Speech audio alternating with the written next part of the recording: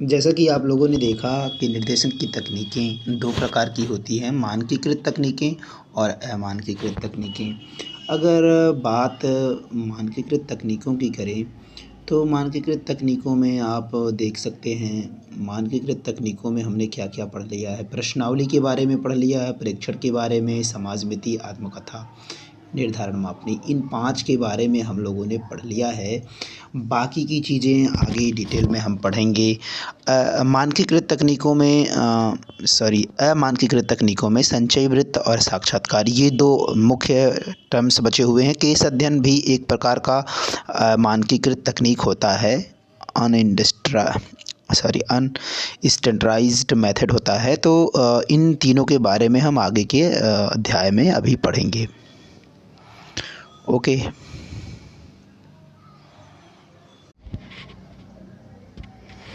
तो चलिए देखते हैं वृत्तांत अभिलेख, केस स्टडी क्या होता है। केस स्टडी हर छात्र के जीवन में कई घटनाएं घटती रहती हैं।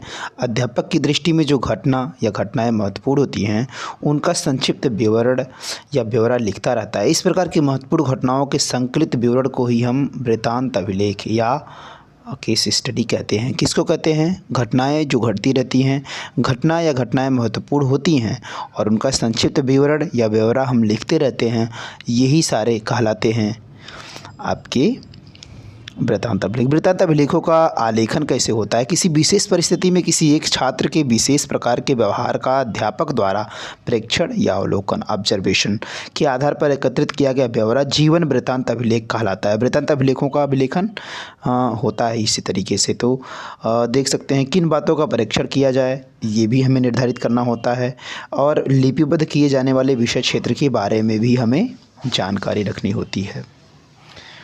तो आप देख सकते हैं कि वृत्तांत अभिलेखों के आलेखन में अगर हम देखें तो वृत्तांत अभिलेखों का आलेखन किस प्रकार से होता है। छात्र के व्यवहार का लेखा जोखा अध्यापक लिपिबद्ध कर लेता है, अन्यथा कालांतर में विस्मृत हो सकता है। तो लिख कर रखने से उसके स्मृतिगम्य बने रहने और सुगमता रहती है। तो इस तरीके से आप देख सकते हैं लिपिबद्ध किए जाने वाले विषय क्षेत्र, इधर उधर की छिटपुट घटनाओं को असंबद्ध रीति से लिपिबद्ध करने से कोई प्रयोजन सिद्ध नहीं होता है। यानी छोटी मोटी घटनाओं को हम नहीं लिपिबद्ध करते हैं। अतः प्रदत्त प्रपत्र में विषय दोष संबंधी बिंदु निर्दिष्ट किए होते हैं, तदनुसार निरीक्षण किया जाना चाहिए। और वृत्तांत अभिलेख एक उद्देश्यपूर्ण अभिलेख होता है। उदाहरण के लिए किसी बालक की औद्योगिक कार्य संबंधी रुचि का प्रदर्शन कैसा है, ये चीज़ हम देखते हैं। तो आप देख सकते हैं वृत्तांत अभिलेख या केस स्टडी क्या होता है, जिसमें छात्र के व्यवहारों को अध्यापक की दृष्टि से अवलोकन करके संक्षिप्त विवरण या ब्यौरे के रूप में लिख लेता है। साक्षात्कार की बात करते हैं। साक्षात्कार क्या होता है? एक अमानकीकृत तकनीकों के अंतर्गत आता है। निर्देशन की तकनीकों में अमानकीकृत तकनीक के अंतर्गत साक्षात्कार आता है। आप देख सकते हैं साक्षात्कार एक उद्देश्यपूर्ण संवाद है। बिंघम और मूर के अनुसार यह गंभीर संवाद है जो साक्षात्कार जन्य संतोष की अपेक्षा एक निश्चित उद्देश्य की ओर उन्मुख होता है। यानी एक निश्चित उद्देश्य से किया गया, दो व्यक्ति, दो या दो से अधिक व्यक्तियों के बीच में किया गया संवाद, निश्चित उद्देश्य से किया गया संवाद ही साक्षात्कार होता है। इसकी सबसे पहली विशेषता होती है, ये परिचयात्मक होता है। और दूसरी विशेषता मुख्य होती है कि साक्षात्कार में परस्पर संबंध स्थापित होता है। इस अवसर का उपयोग साक्षात्कारकर्ता अपने मित्रवत अनौपचारिक बातचीत से किया जाना चाहिए, ये इसकी एक शर्त होती है। तो आप देखेंगे ये प्रकार कितने होते हैं साक्षात्कार के। मुख्यतः आप देख सकते हैं यहाँ पर सात प्रकार का हुआ है। पहला होता है रोजगार साक्षात्कार। जैसा कि आप जानते हैं साक्षात्कार का उद्देश्य पद के प्रत्याशी की पात्रता का आकलन करने के लिए, असेसमेंट करने के लिए किया जाता है। तो वो होता है रोजगार का साक्षात्कार। तथ्यान्वेषी साक्षात्कार होता है। तथ्य, आंकड़ों, सूचनाओं और तथ्यों की संपुष्टि के लिए जो प्रश्न दो या दो से अधिक व्यक्तियों के बीच में किए जाते हैं, वो होते तथ्यान्वेषी साक्षात्कार। निदानात्मक साक्षात्कार एक प्रकार का साक्षात्कार का उद्देश्य समस्या के निदान की खोज कर उसका उपचार करना होता है। जैसे कि आप डॉक्टरों को देख सकते हैं, डॉक्टरी में होती है, मेडिसिन के क्षेत्र में होती है, और साथ ही साथ विद्यालयों में भी शैक्षिक निदानात्मक किया जाता है अगर वो समावेशी बच्चा है तो। या ठीक है। उपबोधन प्रधान साक्षात्कार होते हैं। उपबोधन का अर्थ होता है काउंसलिंग। इसमें व्यक्ति साक्षात्कारकर्ता का उद्देश्य होता है साक्षात्कार देने वाले व्यक्ति की अंतर्दृष्टि का विकास करना। इस प्रकार के साक्षात्कार प्रारंभ सूचना के संकलन कार्य से होते हैं, फिर निर्देशन प्रक्रिया के साथ साथ अग्रसर होता हुआ ये मनोवैज्ञानिक उपचार के रूप में समाप्त होता है। तो उपबोधन प्रधान साक्षात्कार भी होता है, व्यक्तिगत और सामूहिक साक्षात्कार होता है। कार्ल रोजर्स का व्यक्तिगत साक्षात्कार के विषय में भिन्न मत। उनका मत है कि व्यक्तिगत साक्षात्कार का केंद्र बिंदु व्यक्ति को प्रभावित करने वाली समस्या नहीं है, बल्कि उसका केंद्र बिंदु तो स्वयं व्यक्ति ही है।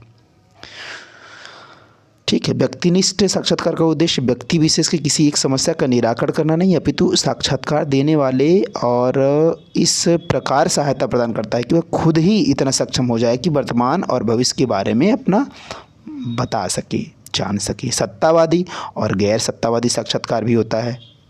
इसके अलावा निर्देशित और अनिर्देशित साक्षात्कार भी होते हैं। साक्षात्कार की सफलता में निम्नलिखित बातों का विशेष ध्यान देना होता है। पहला आपका हो गया, साक्षात्कार मुद्दों तक ही सीमित रखना चाहिए, मूल मुद्दे तक ही सीमित रखना चाहिए। साक्षात्कार की समाप्ति रचनात्मक सुझावों से होनी चाहिए। ऐसा नहीं कि साक्षात्कार को जल्दी से समाप्त कर दें और प्रश्नों के साथ उसका समाप्ति हो जाए। साक्षात्कारकर्ता में अग्रिम भूमिका साक्षात्कारकर्ता को ही निभानी चाहिए और बात कहना चाहे तो अपनी बात कहने की अनुमति उसे मिलनी चाहिए। ऐसा नहीं है कि उपबोध या साक्षात्कारकर्ता को अपनी बात कहने का या विरोध करके उसको नीचा दिखाने के उपबोधक की कुछ भी हाथ लगने वाला नहीं है। तो इस तरीके से क्योंकि हमें इसके एक उद्देश्य से इसकी प्राप्ति करनी है, तो इसके लिए ज़रूरी है कि हम साक्षात्कार करते समय इन बातों का ध्यान रखें। साक्षात्कार और उपबोधन की आवश्यकता महसूस होनी चाहिए, दोनों को इसकी आवश्यकता महसूस हो तभी साक्षात्कार का आयोजन करना चाहिए। इसमें हम व्यक्ति के अध्ययन हेतु काम आने वाली एक मानकीकृत तकनीक है। छात्रों को उपबोधन प्रदान करने में साक्षात्कार का प्रायः उपयोग किया जाता है।